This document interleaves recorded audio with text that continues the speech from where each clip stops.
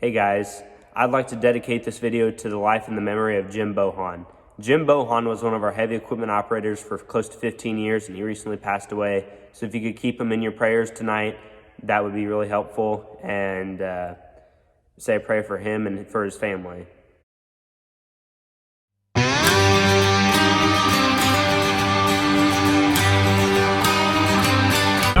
on the move this morning. Actually, quite a bit of stuff going on at the farm today. I'm heading over to Grandpa's house to take care of some down limbs that were left in the path of the windstorm or the ice storm that we had. And Dad was cleaning out a combine, and I got some other stuff to do in the shop later today.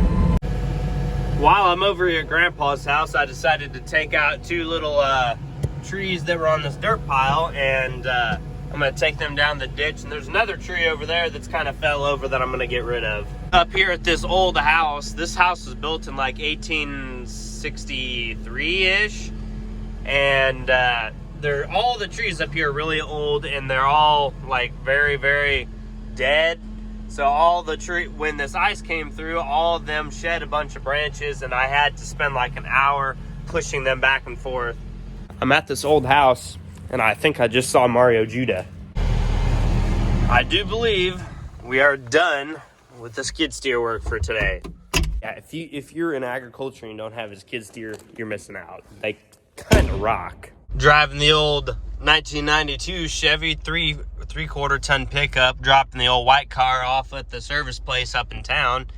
Larson Farms actually has a truck very similar to this. The main difference between their pickup and my pickup is that mine is not nearly as good a shape as theirs. Theirs only has like 20,000 miles on it, and I would pay a lot of money for it. I'm in the shop here, and I'm actually doing something semi-important.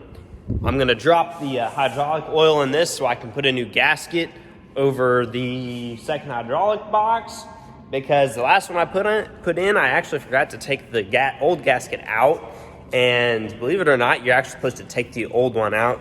I have a shop helper, the dog. Come here. Sometimes she's not that much help, but she's a good old puppy, aren't you? She says, "Hi, can you pet me? I'm not gonna leave you alone." Oh, okay. You're a good dog. Who's your good dog? You gotta roll up your sleeves sometimes. The whole back of the tractor is just covered with oil leaking from this box, and I believe the PTO seal right here is probably out too, so I'm gonna have to fix that. Now, there's only 2 leaks on this whole tractor, and one of them is here at the bottom of this second hydraulic box, and the other is coming out of the PTO right there. And neither one of these gaskets are very expensive. The one for this box is like $17.30, and one for this is gonna be like $2. But I'm hoping I can get them both fixed, mostly because my grandpa has put me on shop probation, and that's the reason why I have some excessive safety measures to make sure that no oil gets on the floor this time, because I know how that works out, and the evidence is right back there, and it's a giant oil stain on my grandpa's nice shop floor. So I'm sorry, Grandpa, and I'm doing better. Let's see if we can beat the game of, can you get the plug out and get your hand out from under there fast enough? I have won, but at what cost? Now I have this problem. While I've got the old trusty rusty 730 in here, I need to adjust the clutch, which if you don't know how to do that, I will show it to you. It's really not that difficult. The clutch on these tractors is it's basically the same for a G up through a 730. There's these 3 castle nuts right here, and each one of them has a cotter pin going through it, and you're going to want to take all 3 of the cotter pins out. And when you disengage your clutch, you want to hear a nice snap. That's not nice enough. And when you engage the clutch, you want to hear a nice snap. That's not nice enough either. So, fix that too. We're going to address some of the problems here. And first thing we're going to need to do is get these 3 cotter pins out. So after you get all the cotter pins out, you're going to want to get a 7/8 wrench. Put the wrench on the castle nut. This is the important part. Now you want to turn the wrench and make sure that you get the little hole on that stud lined up with the holes in the castle nut, so that way you can get the cotter pin back in. Once you turn those to the spot that you think you got it right, you're gonna want to put the clutch back in and listen carefully. That's a snap. And then when you let it out, you got a good snap there too. But actually, I think this is 1/6 of a turn too tight, so I'm gonna back those off just a little.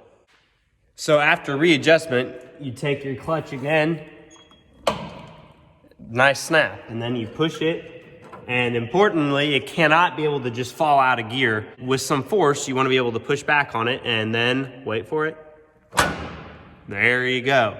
So I think that this is now properly adjusted, and I'm gonna put the cotter pins back in.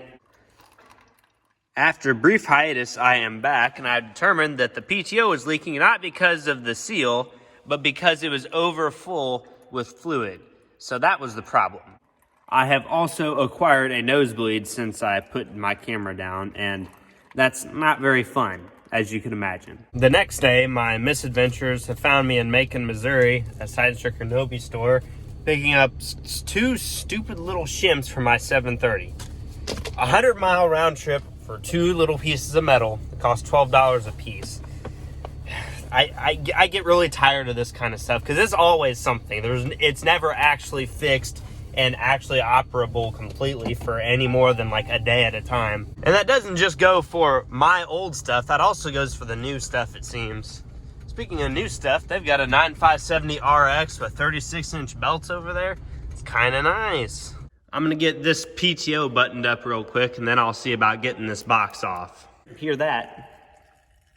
That is transmission fluid that's coming out of the check plug, which means that I have it full. And the reason that I'm even messing with the transmission is because apparently the reason that there is oil coming out of this is because maybe there's a big seal that goes around like the rear end housing, and I guess that's bad. I guess most of them that are this age go bad, and it's like a big chore to replace it, and I don't know how that's gonna work. I started this tractor up and let it run for a couple seconds to let everything percolate, and so far, there is no leaks. So I really, really, really hope that this is the last time I have to fool with this, because let me tell you what, 3 times I've changed this. Yeah, I've changed the gasket, I was at my wit's end. I was ready to toss it in the ditch and go buy a 4020 or go trade it in on a new track, like brand spanking new, off the lot from Seidenstricker new. I was very displeased with this tractor up until like 10 seconds ago. I also obtained another nosebleed. That's like 3 days in a row.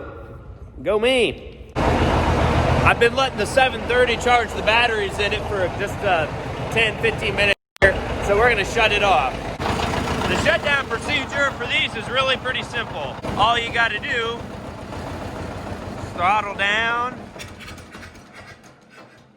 and that's it. You basically kill it. And then make sure you turn your switch off, and you gotta make sure that you shut the fuel off. But there's really not a whole lot to this tractor. Hello, puppy dog. You're a good girl. Now that that leak is fixed on my tractor, I'm gonna call this a video, and the next video that we're probably gonna see is Dad and I cleaning out the dryer and replacing a disc blade. That's gonna be fun. So I'll catch you all on the next one.